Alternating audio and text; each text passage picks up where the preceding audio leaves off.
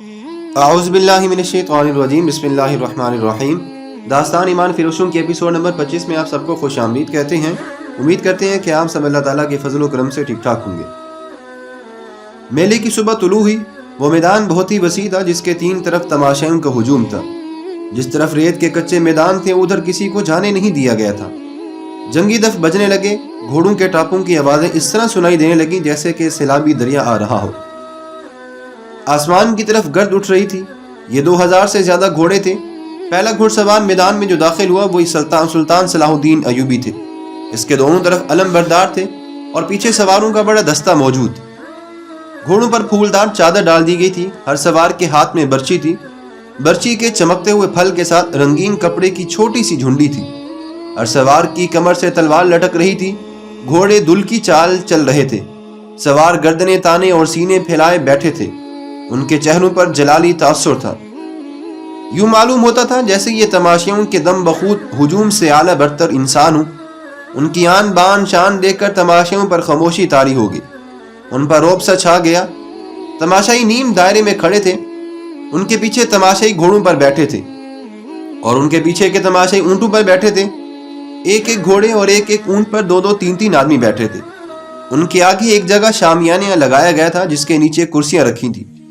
یہاں اونچی حیثیت والے تماشائی بیٹھے تھے۔ ان میں تاجر بھی تھے۔ سلطان کی حکومت کے اعلیٰ افسر اور شہر کے معززین بھی تھے۔ ان میں قاہرہ کی مسجدوں کے امام بھی بیٹھے تھے۔ انہیں سب سے آگے بٹھایا گیا تھا کیونکہ سلطان صلاح الدین ایوبی مذہبی پیشواؤں اور علماء کا اس قدر احترام کرتا تھا کہ ان کی موجودگی میں ان کی اجازت کے بغیر بیٹھتا تک نہیں تھا۔ ان میں سلطان کے وہ افسر بھی بیٹھے تھے جو انتظامیہ کے اعلیٰ افسر تھے، لیکن ان کا تعلق فوج سے تھا۔ سلطان نے انہیں خاص طور پر کہا تھا کہ ان زعماء میں بیٹھ کر ان کے ساتھ دوستی پیدا کریں۔ ان میں خادم الدین البرک بھی تھا۔ علی بن سفیان کے بعد یہ دوسرا آدمی تھا جو سلطان صلاح الدین ایوبی کے خفیہ منصوبوں، مملکت اور فوج کے ہر راز سے واقف تھا۔ اس کا کام ہی ایسا تھا اور اس کا عہدہ سالار جتنا تھا۔ جنگ کے منصوبے اور نقشے اسی کے پاس ہوتے تھے۔ اس کی عمر 40 سال کے قریب تھی۔ وہ عرب کے مردانہ حسن اور جلال کا پیکر تھا۔ جسم توانا اور چہرہ حشاش بشاش تھا۔ البرک کے ساتھ ایک لڑکی بیٹھی تھی۔ بہت ہی خوبصورت لڑکی تھی۔ وہ نوجوان تھی۔ لڑکی کے ساتھ ایک آدمی بیٹھا تھا جس کی عمر 60 سال سے کچھ زیادہ ہی لگ رہی تھی۔ وہ کوئی امیر آدمی لگتا تھا۔ البرک کئی بار اس لڑکی کی طرف دیکھ چکا تھا۔ ایک بار لڑکی نے بھی اسے دیکھا تو وہ مسکرا دی۔ پھر اس نے بوڑھے کی طرف دیکھا تو اس کی مسکراہٹ بالکل غائب ہو گئی۔ گھوڑے تماشائیوں کے سامنے سے گزر گئے تو شتر سوار آ گئے۔ اونٹوں کو گھوڑوں کی طرح رنگدار چادروں سے سجایا گیا تھا۔ ہر سوار کے ہاتھ میں ایک لمبا نیزہ اور اس کے پھل سے ذرا نیچے 3 انچ چوڑے اور 1.5 فٹ لمبے 2 رنگ کے کپڑے جھنڈیوں کی طرح بندھے ہوئے تھے۔ ہوا میں وہ پھڑ پھڑاتے بہت ہی خوبصورت لگتے تھے۔ ہر سوار کے کندھوں سے ایک کمان، اویزاں اور اون کی زین کے ساتھ رنگین ترکش بندھی ہوئی تھی۔ اونٹوں کی گردنیں خم کھا کر اوپر کو اٹھی ہوئی تھی اور سر جیسے فخر سے اونچی ہو گئے تھے۔ سواروں کی شان تو نرالی ہی تھی۔ گھڑ سواروں کی طرح ہر شتر سوار سامنے دیکھ رہا تھا۔ ان کی آنکھیں بھی دائیں بائیں نہیں دیکھتی تھی۔ یہ اونٹ انہی اونٹوں جیسے تھے جن پر تماشائی بیٹھے ہوئے تھے، لیکن فوجی ترتیب، فوجی چال اور فوجی سواروں کے نیچے وہ کسی اور جہاں کے انسان لگتے تھے۔ البرک نے اپنے پاس بیٹھی ہوئی لڑکی کو ایک بار پھر دیکھا۔ اب کہ لڑکی نے اسے آنکھوں میں آنکھیں ڈال کر دیکھا، اس کی آنکھوں میں ایسا جادو تھا کہ البرک نے اپنے آپ میں بجلی کا جھٹکا سا محسوس کیا۔ لڑکی کے ہونٹوں پر شرم و حیا کا تبسم آ گیا اور اس نے اپنے پاس بیٹھے ہوئے بوڑھے کو دیکھا تو اس کا تبسم نفرت میں بدل گیا۔ البرک کی ایک بیوی بھی تھی جس میں اس کے 4 بچے بھی تھے۔ وہ شاید اس بیوی کو بھول گیا تھا۔ وہ لڑکی کے اس قدر قریب بیٹھا تھا کہ لڑکی کا اٹھا ہوا ریشمی نقاب ہوا سے اڑ کر کئی بار البرک کے سینے سے لگا۔ ایک بار اس نے نقاب ہاتھ سے پرے کیا تو لڑکی نے شرما کر معذرت کر لی تھی۔ البرک مسکرایا، منہ سے کچھ نہ کہا۔ شتر سواروں کے پیچھے پیادہ فوج آ رہی تھی۔ ان میں تیر اندازوں اور تیغ زنوں کے دستے بھی موجود تھے۔ ان کی ایک ہی جیسی چال، ایک ہی جیسے ہتھیار اور ایک ہی جیسا لباس تماشائیوں پر وہی تاثر طاری کر رہا تھا جو سلطان صلاح الدین ایوبی کرنا چاہتا تھا۔ سپاہیوں کے چہروں پر تندرستی اور توانائی کی رونق تھی اور وہ خوش و خرم اور مطمئن نظر آتے تھے۔ یہ ساری فوج نہیں، صرف منتخب دستے تھے۔ ان کے پیچھے منجنیقیں آ رہی تھی جنہیں گھوڑے گھسیٹ رہے تھے۔ ہر منجنیق دستے کے پیچھے ایک ایک گھوڑا گاڑی بھی تھی جس میں بڑے بڑے پتھر اور ہانڈیوں کی قسم کے بڑے برتن رکھے ہوئے تھے۔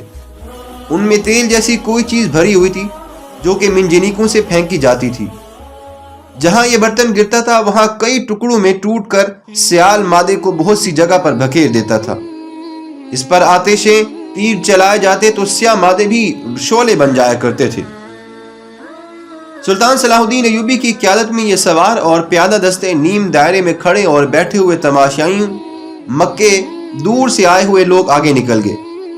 سلطان صلاح الدین ایوبی راستے میں واپس آ گیا۔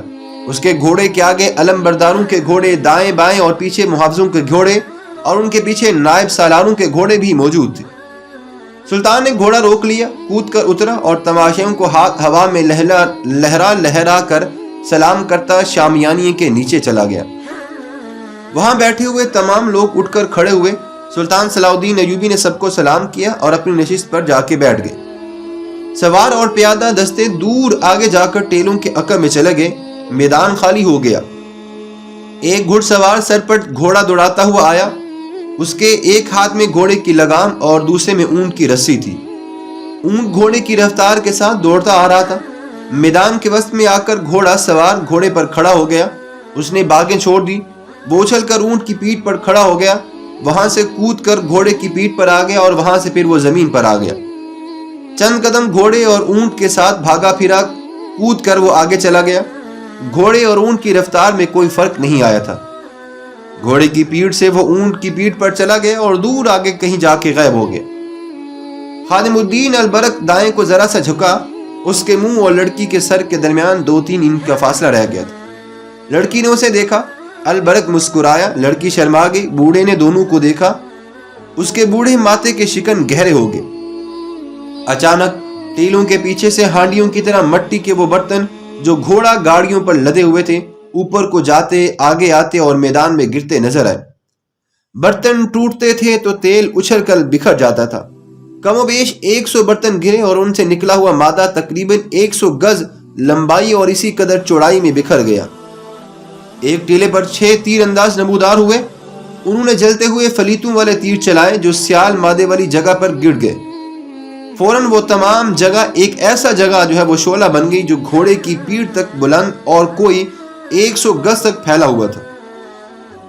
ایک طرف سے 4 گھڑ سوار گھوڑے پوری رفتار سے دوڑتے آئے۔ شعلے کے قریب آ کر وہ رکے نہیں، رفتار بھی کم نہیں کی۔ چاروں شعلے میں چلے گئے۔ تماشائی دم بخود تھے کہ وہ جل جائیں گے، مگر وہ اتنے وسیع شعلے میں دوڑتے نظر آ رہے تھے۔ آخر وہ چاروں شعلوں میں سے نکل گئے۔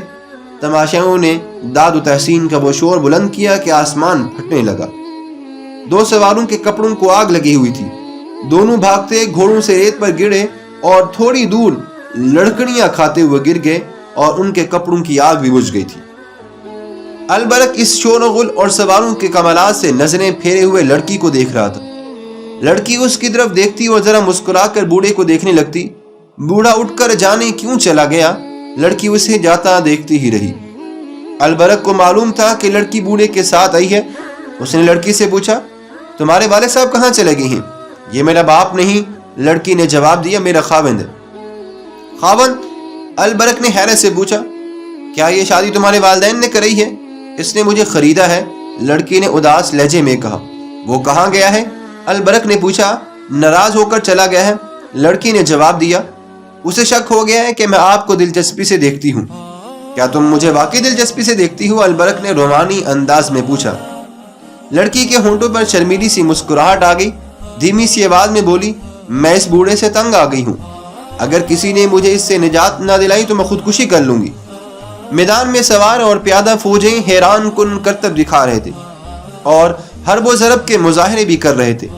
تماشائیوں نے جنگی مظاہرے پہلے کبھی ایسے نہیں دیکھے تھے۔ انہوں نے صرف سوڈانی فوج دیکھی تھی جو خزانے کے لیے سفید ہاتھی بنی ہوئی تھی۔